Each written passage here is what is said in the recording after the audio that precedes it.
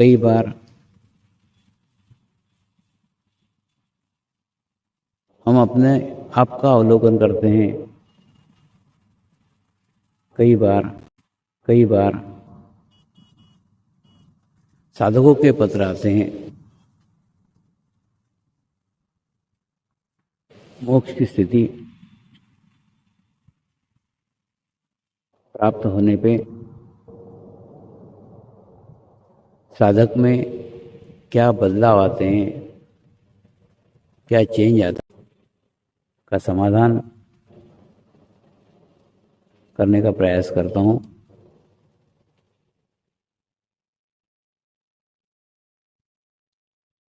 मोक्ष की स्थिति एक क्रमबद्ध, एक लयबद्ध ज्ञान की प्रक्रिया है, जो बड़े सूक्ष्म रूप से भीतर ही भीतर घटित होते रहती है।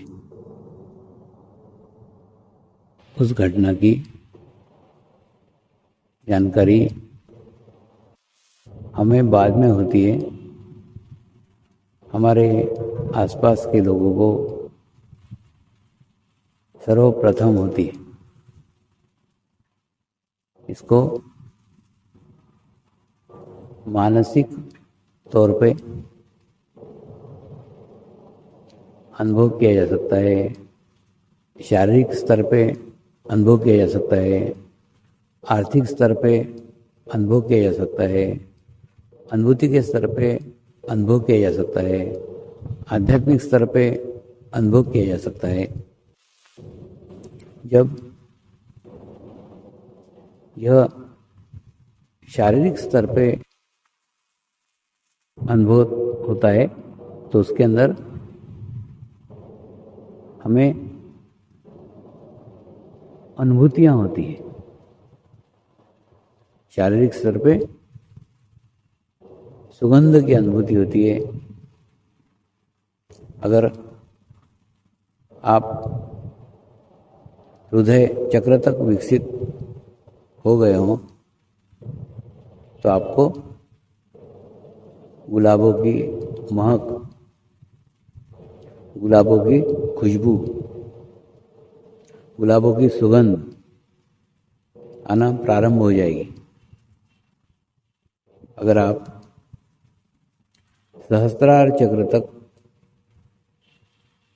विकसित हो गए हैं तो आपको चंदन की खुशबू आना प्रारंभ हो जाएगी। उस सुगंध को अनुभव करोगे।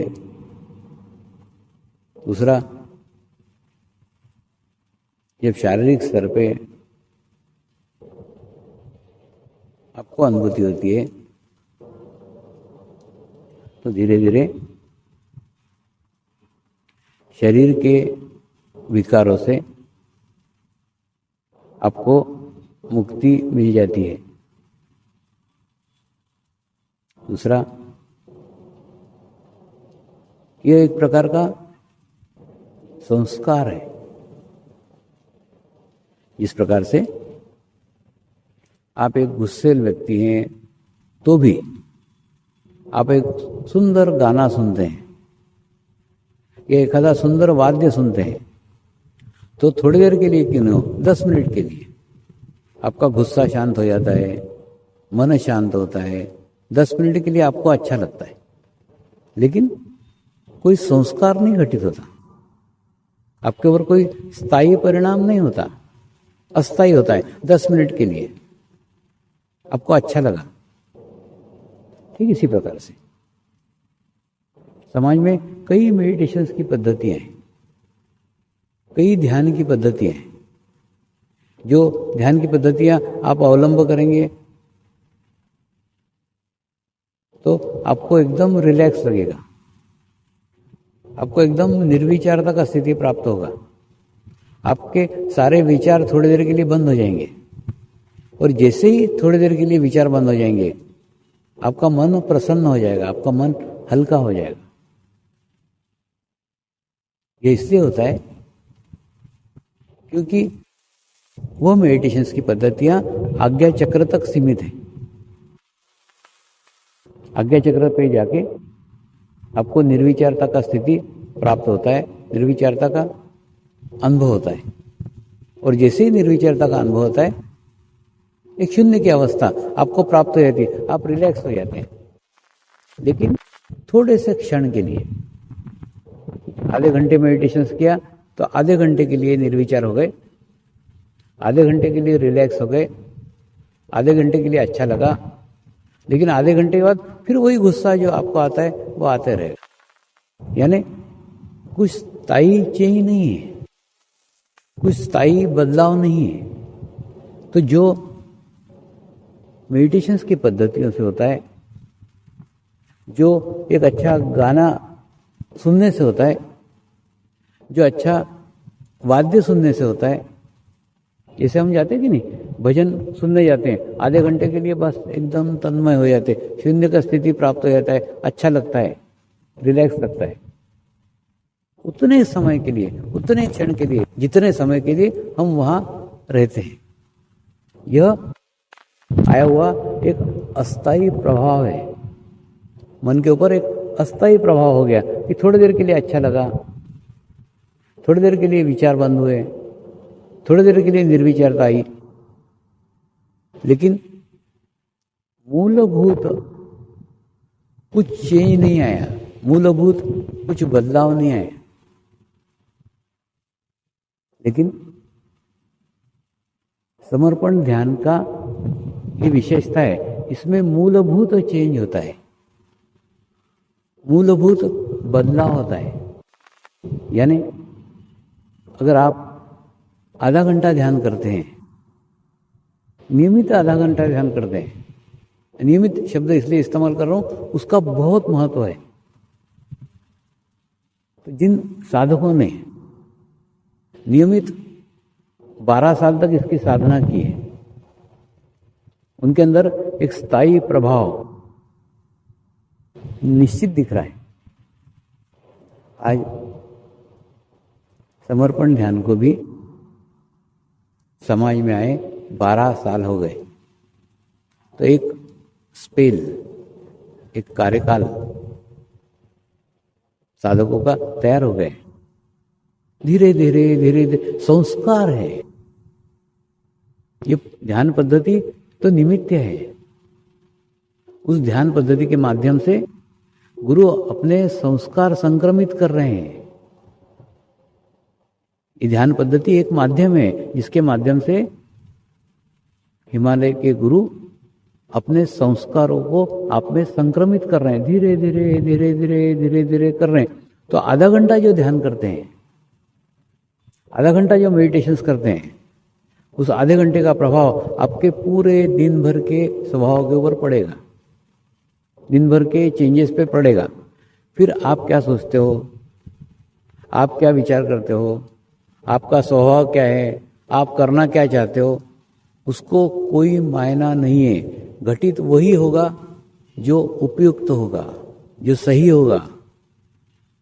तो एक प्रकार का नियंत्रण आपके ऊपर होता है, एक संस्कारों का संक्रमण आपके ऊपर धीरे धीरे धीरे धीरे प्रक्रिया के तहत होता है। तो आपके अंदर से एक चेंज आना शुरू होता है, आपके अंदर से एक बदलाव आना शुरू होता है। लेकिन इस प्रक्रिया में समय लगता है। पहले पूर्व जन्म के दोष दूर होते हैं, इस जन्म के दोष दूर होते हैं, वो सब निकलने में खूब समय लगता है, खूब टाइम लगता है। तो ये लंबी साधना है, ये कोई जादू नहीं है, किसी ने फू कर दिया और एकदम आपके अंदर का चेंज आएगा। इस प्रकार से किसी बाल्टी के अंदर खूब कचरा भरा हुआ है,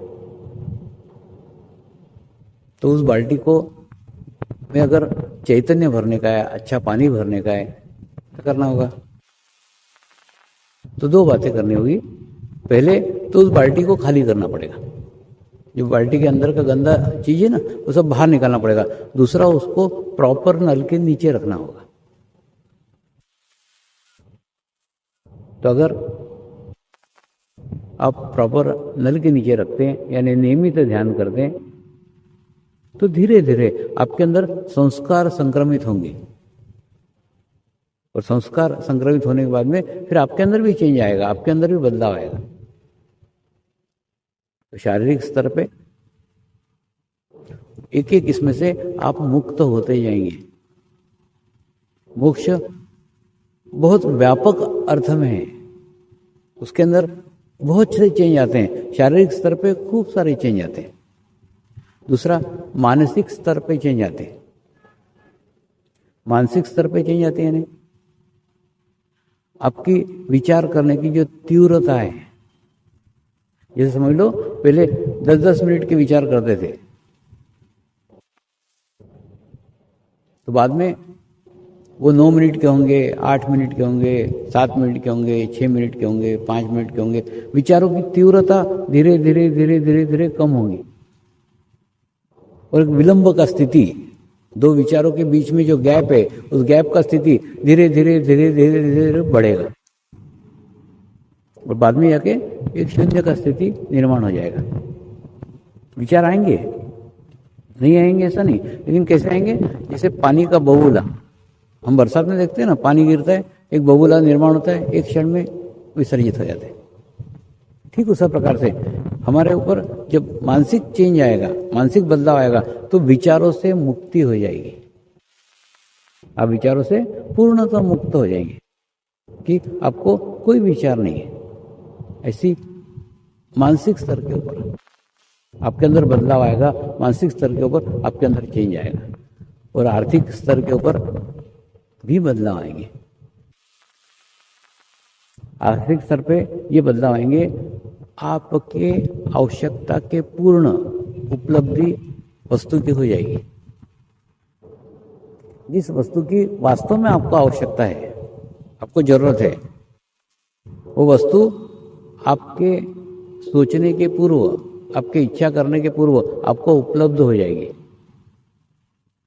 तो आपको इच्छा करने की आवश्यकता नहीं रहेगी। दूसरा, एक प्रकार का समाधान, एक प्रकार का संतोष, एक प्रकार का सेटिस्फेक्शन आप अनुभव करेंगे कि जीवन में सब कुछ प्राप्त कर दिया, अब कुछ पाने की इच्छा नहीं रही। और दूसरा, जो कुछ अतिरिक्त आपके जीवन में आएगा, उस अतिरिक्त का उपयोग आप जन कल्याण के लिए करेंगे। फिर अगर आपके पास समय अतिरिक्त है तो उस अतिरिक्त समय का उपयोग आप जन कल्याण के लिए करेंगे। अगर आपके पास धन अतिरिक्त है, धन का उपयोग आप जन कल्याण के लिए करेंगे। आपके पास शारीरिक क्षमता अतिरिक्त है, आप उसका उपयोग जन कल्याण के लिए करेंगे। आपके पास अतिरिक्त ज्ञान है, उसका उपयोग आप जन कल्याण के लिए करेंगे।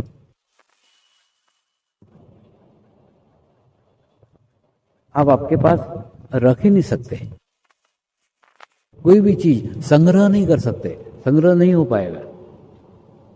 इसको दे दिया, उसको दे दिया, उसको दे दिया, ऑटोमेटिकली प्रक्रिया घटित हो जाएगी। दूसरा,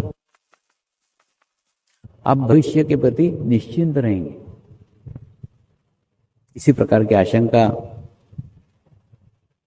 आपके मन में नहीं होंगी।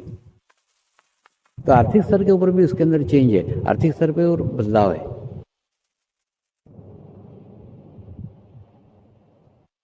और जब आपके अंदर आध्यात्मिक बदलाव आएंगे, आप आध्यात्मिक स्तर पे शरीर से भी मुक्त हो जाएंगे। शरीर से भी मुक्त होना यानी शरीर में है, शरीर धारण किया हुआ है, शरीर छोड़ा नहीं है, उसके बावजूद भी शरीर के विकारों से आप मुक्त हो गए। शरीर के कोई विकार का प्रभाव आपके ऊपर नहीं होगा। इसलिए नहीं होगा क्योंकि इस स्थिति को प्राप्त करते समय आपका आभामंडल विकसित हो चुका होगा और आभामंडल विकसित हो जाने के बाद में आपको एक प्रकार का प्रोटेक्शन, आपको एक प्रकार का सुरक्षा कवच आपके आसपास निर्माण हो जाएगा, जो बाहर से आने वाले दूषित ऊर्जा से, दूषित विचारों से, दूषित वातावरण से आपको सुरक्षा प्रदान करेगा। लेकिन यह स्थिति आते आते आप देह से परे अनुभव करना प्रारंभ कर देंगे।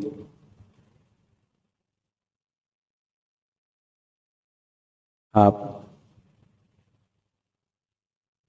उस आभामंडल रूपी विमान को जहाँ चाहे वहाँ लेकर जा सकते हैं। उस हवामंडल रूपी विमान का निर्माण हो जाएगा और वो होने के बाद आपके आसपास की परिस्थितियां कितनी भी खराब हो, कितनी भी बुरी हो,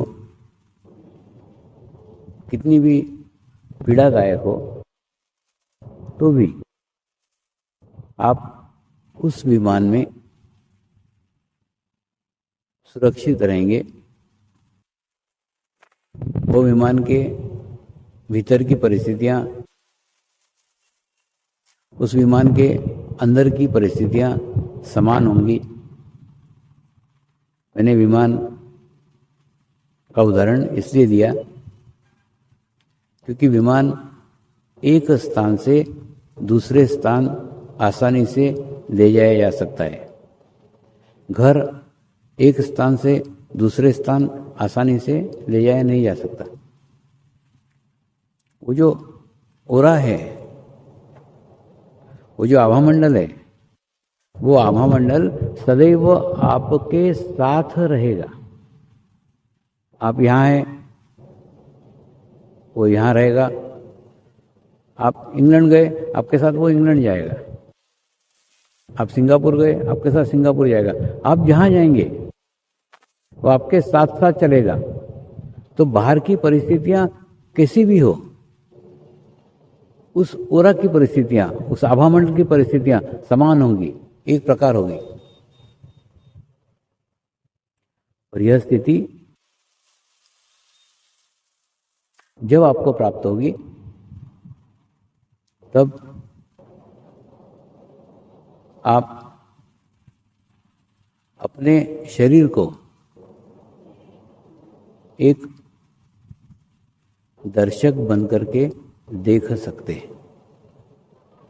आप अलग हैं, शरीर अलग है। अब आप कहोगे इस स्थिति का हमें हमारे दैनिक जीवन में क्या उपयोग है? उपयोग यह है कि सामने की परिस्थितियां, आपके शरीर के आसपास का वातावरण कैसा भी हो, अनुकूल हो, प्रतिकूल हो, तो भी दोनों परिस्थितियों में आप अलिप्त रहेंगे। शरीर के वातावरण का आपके ऊपर कोई प्रभाव नहीं पड़ेगा। अगर शरीर से कुछ अच्छे कार्य घटित हुए, शरीर की लोगों ने प्रशंसा की, लोगों ने तारीफ की, तो भी आपके अंदर अहंकार नहीं आएगा। आप एक दर्शक बन करके देखोगे, शरीर के माध्यम से खूब कार्य हुआ, लोग शरीर की प्रशंसा कर रहे हैं, लोग शरीर की तारीफ कर रहे हैं, मैं शरीर नहीं हूं।